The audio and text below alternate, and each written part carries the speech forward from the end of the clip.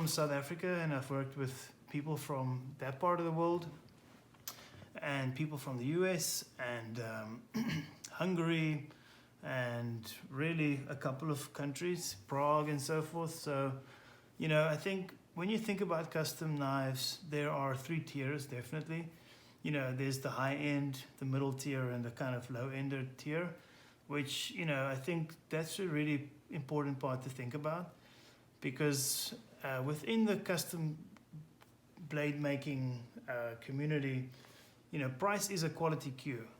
For the most part, higher prices should get you higher quality, and you're going to keep your eye open to make sure you're not getting scammed or people aren't taking advantage of you. But I think a reputation of a bladesmith really is important. And for me, the easiest way to figure out what the reputation looks like is to see the availability of knives. Typically, a bladesmith with very good reputation will have very little knives available that's already made. That to me is the first sign that this person makes high-end knives. So checking out somebody like a Jeff White, right? Jeff White knives for me is great. Love it. Love the sheath. Beautiful sheath. Really nice slicing knife. Thin blade. Quality is good. I think this was $100 off eBay. Really well worth the investment. I'll be using this knife a lot, and I have used it a fair amount. This is also a Jeff White knife, a little bit smaller. I believe this is the English trade knife. A nice round handle. It doesn't have much protection here for you. So I think that's kind of something to think about. If you want to do any like stabbing or hard work, it's not really a bushcraft knife, more of a slicer. This is a really good knife. It's hand forged, really nice knife maker, good reputation. I really like the knives I got from him. It's really cheap, and so you got to think about certain other knives like this kind of frontier style knife that was made by Thomas Rucker in Prague. This is bone, beautiful animal skin, lovely kind of leather pieces. I don't know what you really call them. Beautiful sheath. I got another plain sheath. Paid a bit extra to get this sheath, but really happy with it. And the blade is a Hammond blade, high carbon steel. I believe it's a spring steel. I could be wrong, but it definitely is a high carbon steel. I mean, this is bog oak, antler, obviously, a really thick 6mm blade. It's really just a stunning piece of art. I think it was roughly about $650, maybe a bit more. I'm really happy with this blade. It's a fantastic bushcraft knife. I've put it through its works. I use my knives. These aren't show pieces. I don't really use knives that I don't love. But yeah, I think that's the part you got to figure out. Is that something you want to carry going to Trader Joe's? Probably not. But it really just feels good when you're wearing this in the wilderness or going for a hike or whatever to fend some like mountain lions or coyotes or whatever could be threatening you off. So I really like that. So Thomas Rucker, I find him pretty difficult to work with, pretty grumpy to be honest. But you got to put up with certain things, and often the good bladesmiths are the ones who are the hardest to work with. And you just kind of got to bite the bullet, humble yourself, and stick with it until you get what you want. So I'm going to put links to all of these bladesmiths I'm referencing that I've worked with in the past on the link here. Just check in the below in the description.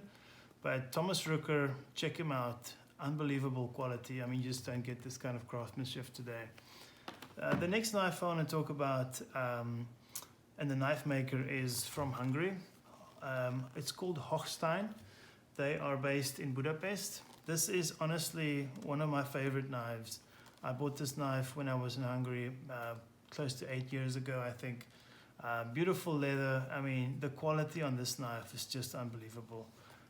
The leather, the tone, two-tone leather. This is ostrich toe, This is snakeskin wood, sorry, not snakeskin, snake wood, beautiful hardwood.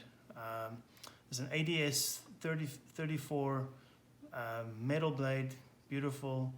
The blend between the guard and the blade is, you can't even see where the blade ends. So the craftsmanship is unbelievable. I'm totally in love with this knife. I bought a similar knife, folding knife for my dad when I was there, and it's honestly the most beautiful folding knife I've seen. I've tried to convince him to swap me for one of my knives, but no luck yet. We'll see. So that is Hochstein. I will share the link also in the bottom. One of the knife makers from South Africa, definitely on the lower end, I would say on the entry level, but really a beautiful Skinner knife. This is made by J.M. Vosloo in an area called Kleinmond in the Western Cape in Cape Town. Really a beautiful blade, really nice for skinning, nice and short. My knives aren't super clean. I use my knives, but really a stunning knife. He's used a wood called Mupani, and this is a wood that really gives off a beautiful smell. So when you use this knife, your hands just gets a beautiful fragrance. It really is a nice knife. The sheath, it's a sheath, nothing special, but I'm really happy with this knife. Really, the quality and the detail is beautiful. I've used it to kind of process oysters and process lobster and crayfish and abalone and all of these type of things. So I've used it a lot in the sea regions of South Africa, the coastal regions, seawater all over it, and it's worked just beautiful. So J.M. Vosloo, really a good knife maker in my opinion, and not too much to break the bank. The next knife makers I want to talk about is somewhat of a production forge. These are folks who are in Ukraine. They are called Fadir Forge, and they really make, in my opinion, some of the most affordable and beautiful handcrafted forge blades. This is obviously a pretty large chopper, nice thick blade. I believe it's a 5 or a 6 millimeter blade, full tang. They use ash wood for most of their blades, and really happy with it. The initial sheath they made for me I wasn't happy with. In fact, it was sliding out and it cut me a little bit. I complained. They gave me a beautiful sheath like this. They're really nice. It's not something I would carry on my belt, but something you throw in the backpack, and it can help you clear some pretty thick bushes and chop wood even if you need to, or baton it. So, that's a really beautiful knife. They make pretty amazing things. You can check them on Etsy. And again, I'll put the link in the description here. Another knife they've made for me. This is a knife I was looking for, something that I could chop very thick bone with, animal bone. So, just look at the thickness of, you gotta be careful when you take these out because they can cut your whole protection of the leather off. This is a really thick blade. I think it's a 6 millimeter or 5 millimeter blade. Very, very nice, high carbon steel. It actually is pretty rust resistant. The one thing I don't like about high carbon steel is that it gives off a funny taste when I cut meat. This one, not too much. There are like 1095 or 1095 that gives off a lot more taste when you cut meat, which I don't like. But this is really a good knife. Cuts through bone, cartilage, anything strong. Very, very good knife. Happy with that. Another knife made by them. Somewhat, I was a little bit kind of disappointed because I thought the blade was going to be a lot thinner. When I ordered it, I saw it was a lot thicker. But I do like the drop in the blade all the way to the cutting edge. It actually gives you not too bad thickness behind the cutting edge here. So, another nice tool that you could use. My only complaint is the size of the actual handle. I mean, you can see there's a lot of space open here. So there's not a lot of protection to help it slip, prevent it from slipping out of your hand. But this is a beautiful knife. I do like it, and I'll be using it probably for many years to come. They also make beautiful axes. This is a kind of like more of a hatchet probably than an axe, but you'll see that I use my tools, so they're not all sparkly clean. You know, this is really a beautiful axe, nice leather protection. They can engrave whatever you want to engrave. This I got to kind of celebrate, I think it was a year or two that we've been in the US, so again you can see the ashwood here. Beautiful, really a beautiful axe. You can chop any wood with this, use it as a hammer. You know, I think this was like $280, which is ridiculous if you think about the craftsmanship, hand forged axe. It's really beautiful. So, you know, that's a really good option for, I'd say, like a mid-level custom knife maker or blacksmith. They will customize things for you up to a certain point, and then they kind of pull the plug from there. So that's just like, I think, some of the bushcraft knives I wanted to talk about. There are more production knives on here, which, not production, but like, let's say handmade, semi-production, so to speak. This is kind of like one of my favorite little everyday carry knives. I'll leave a description on this, the manufacturer. They are called CFK Cutlery Company. The reason I bought this knife was for the blade type, VG10. I wanted to have a VG10 blade, really like it. The only problem in California is that you can't carry the concealed fixed blade knife. So this knife, with this sitting horizontally with your belt, is not necessarily the best thing to carry around in your everyday. First of all, because it's not legal. So, you know, there's also the option of carrying it vertically. So, you know, that's maybe something I can think about. The same manufacturers make a whole variety of knives. This is kind of like a nice Skinner, also VG10 knife. This is, I believe it is a horn of a goat or something. You know, not the best craftsmanship. You can see the horn is shrinking over time. I can feel small gaps here. You know, it's a good knife. I think I paid $50 for it, so, you know, I'm not going to complain. Beautiful sheath, so nothing. I weave these myself, so this doesn't come with the knife, but I like the feel. The one other thing I just want to talk about is the sheath. For me, a sheath is almost as important as the knife.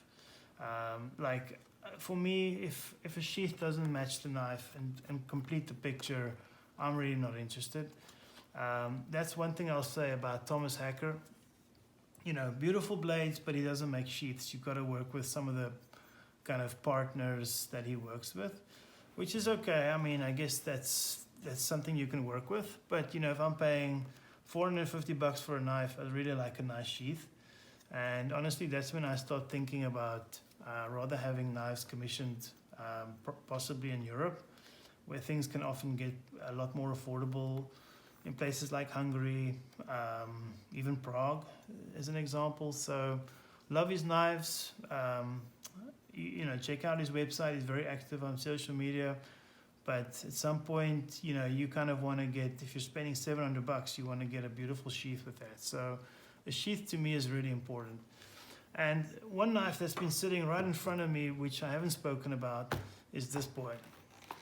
This was made by a gentleman, elderly gentleman, I should say, based in South Africa. His name is Hennie Van Brakel. And again, I'll leave his details in the bottom of this description. But I mean, he makes one beautiful blade. It needs a bit of a polish. Let me give it a quick wipe. This is just, to me, the epitome of a beautiful Bowie knife. You know, it doesn't look all that thick. I believe it's a 4.5 millimeter blade. If you look at it from the top, you know, he's tapered it. The thickest part of the blade is in the middle. So really, just a stunning blade. It really is just, and again, it's Mupani wood, which gives us a beautiful fragrance. When you hold the blade, you can smell your hand. You can smell the wood oils coming off. This is probably one of my favorite knives. It also, he made it with a beautiful carry piece that goes over your shoulder. The mechanism for pulling out the blade is really impressive.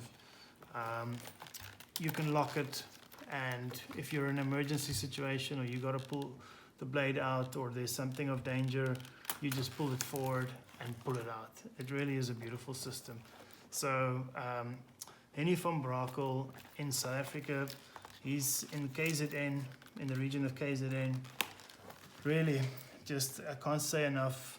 The metal he used on here was Panzer steel, I guess is how you say it. It's really rust resistant. It's got high carbon content. Really fantastic blade. He also made a beautiful folding blade. It really is just beautiful. I really like his stuff. This is giraffe bone on the handle, and obviously metal. Really nice. Really well worth reaching out to him. Again, the name of the game here is patience, because you can wait quite long for him to make a blade. There's another gentleman, which I cannot remember his company's name. I'll put it on the link. He made me this knife not so long ago. My dad bought 6 of them for presents, for corporate presents. Beautiful knife. This is pine cone, set in, I believe it's resin or epoxy of some sort. I think it's resin, I can't remember. But really a nice VG10 Sanmai. It's a beautiful blade, really. The only complaint I've got is this is how the knife arrived, with a loose kind of carry clip. And when you slam this knife closed, it actually hits one of these support bars, I guess you call them. And I could see there's a little indent there on the blade starting to form on the cutting edge. So that part I'm not really thrilled about. This knife was $130, so that wasn't, breaking the bank. But very nice knife, based in Canada. I probably won't get another knife from him just because of some of the small details that I'm not really happy with. But very nice knife. And so the concluding remarks that I want to just add is there are really a lot of options out there, and I like, buying the US products. Being in the US, I like to remain kind of loyal, but at the same time, it should be reasonable what people are asking. Some of the blades that, for example, Jay Nielsen make, beautiful blades and beautiful sheaths and so forth, but he doesn't make the sheaths. He outsources that. I'm not willing to spend $1,500 for somebody who's outsourcing it. A knife like this, I have not seen quality like this. And this cost me like $650 or something coming out of Prague. So for me, it makes a lot more sense to just buy foreign on this. Some of the more expensive blades, it also makes sense, like an M390. This is an M390 blade. I think it was like $30 or something to get this knife. Love this blade. So, you got to think about maybe getting more expensive blades internationally. This again, an M390 blade, really just nice. I think this is a micarta handle. It's just beautifully tapered from the back of the blade all the way to the cutting edge. It's really a sharp knife. I love this knife. I haven't used it all that much. The only thing, I like a thick blade, but the only thing I don't like so much is when you're cutting. The thickness of the blade kind of hides the cutting edge, so it's kind of difficult to see where you're cutting and what you're cutting. So that's my only complaint with this. I personally would have liked this knife to be a little bit thinner. It is what it is, and I think it was $60, so who can complain about M390 and this thickness, for $60. It's really cheap. So that's kind of the key things I wanted to cover. I should actually talk about this one. I ordered this knife from Rooster Ford, something like that. It arrived today. I'm returning it tomorrow because the blade skew. I complained to the person who forged it. You know, he said, kind of blaming it on transportation or US Postal Service, which I don't really agree with because the packaging wasn't damaged. Then he accused me of possibly using it as, you know, putting a lot of strain on the blade, and that's why it's bent. It's actually bent here right by the handle. So, you know, I never even used this knife, so I didn't really appreciate that accusation. So I'll be returning this knife. I think it's called Rooster Forge. There's a rooster there, you can see. So I'm not really happy with that. He seems like a good guy. Maybe I'll buy another knife from him, but this knife, I'm just not happy with the skew blade. So I also didn't appreciate kind of being blamed for bending the knife. I certainly didn't use it in a rough way or at all, in fact. So yeah, that to me is not acceptable. In fact, it's the first time I've seen, I don't know if you guys can see it like this, but it's the first time I've seen a skew blade like that. So kind of weird. Anyway, you know, I think the other piece that I would just add in closing remarks is not to judge a bladesmith by the first blade you buy from them.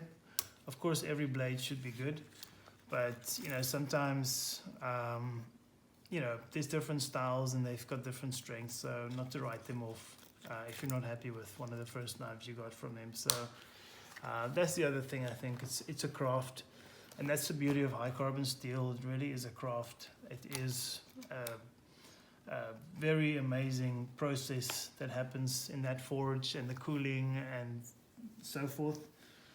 So that has somewhat of a romance, these high carbon steels, whereas stainless steel for me is just my number one choice when it comes to cutting meat. You know, I think to me, you just can't get away with the quality of cut and the, you know, you can leave this knife in water, probably like ocean water for weeks, days, and it will come out looking the same. So whereas with a lot of high carbon steels, you know, I cut a lot of vegetables or meat with this. I got to make sure once I'm done cutting that I'm cleaning this blade, because otherwise it's going to have stains. I had to use like a steel wool on this already to take some of the rust that formed within 5 minutes off. So that's why I'm kind of interested in seeing how Thomas Hacker can do a stainless steel cladding with a core, a nice hard high carbon steel core for me. So it's going to be a learning and probably a first time for him. So hope it goes well. And then sheaths, like, you know, for me, like keeping an eye on eBay, there's some beautiful sheaths you can get. This sheath, you know, I think it was like $30, I think. Really beautiful. Comes with a nice sharpening stone. I really love this sheath. And there's a couple of veterans that also make really beautiful leather sheaths. I believe this gentleman I bought this sheath from was a veteran. It was dirt cheap, maybe $10. I think there was another one around here somewhere that was made for really no money at all. This one, I think. So this was like $3 or something. It's crazy, and it's a beautiful sheath. So, you know, I think it's good to try and support like veterans and people like that when you're looking around. You can really get good deals and you can help them in their new craft, or maybe it's already an advanced craft. So there's a couple of other knives here in my collection of bushcraft knives. Some really ugly, disgusting things, like this knife made in Pakistan. I kind of bought it on a flea market or like a cheapish market. It's really nothing really to talk about, but you know, I think it's nice to have like a good mixture of things, looking after your blades, but also using them. The other thing I'll just say, and I keep saying closing remarks, but as I talk, I'm thinking of other things that I like to say, is that knowing which knives are your expensive knives. This knife, I think, was like $600-700, a little bit more dollars. It really wasn't cheap, so I'm not going to be really abusing this knife. I have knives that I'm willing to abuse, such as these knives made by Jeff White. Those will be my knives that I really am hard on, and some of these guys, some of this Mueller tactical knife. That was one of my first knives that I got into, nice big fixed blade knives. I'm not going to do it with this knife. I probably will do it with some of these high carbon knives. So, you know, I think you've got to figure out how are you going to prioritize looking after really expensive blades, because, you know, it's just not worth destroying something you've spent that much money on, in my opinion. The same with Chris Reeve knives. I bought a couple of Chris Reeve knives. I just can't get over really putting a $450 knife through a lot of pain and hard use. So, you know, for me, there's a couple of like flipping knives or folding knives that I use instead on an everyday basis. So I tried cold steel knives, folding knives, really didn't like them.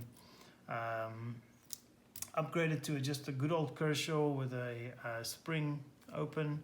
Love the knife. Really, I just do everything with it.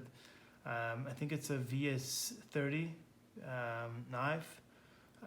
Really love the knife. I don't have it right here with me on the table, but that's my everyday carry knife. It's a beast, and that was a $60 knife. So, you know, for me, I love really knives that have craft. Like the sheaths on these knives are just unbelievable. I'm having another larger axe made. I'm getting some smaller carving knives from them as well. But at the end of the day, for me, like, it's just really important to look after the expensive things and not destroy them. So good to have cheaper blades that you can rely on, and kind of put them through the use. So I know there was a lot, and I kind of have shared a lot because I live here in the Bay Area, and there just aren't that many people who are into knives. So I kind of feel like sharing this with you guys is somewhat having a conversation with somebody with similar passion for blades. So, yep, thanks for being with me, and feel free to leave me a comment, and I'm going to keep posting something that's kind of new to me, but I'm going to keep talking about some of the other blades I have, and I'd love to hear from you guys.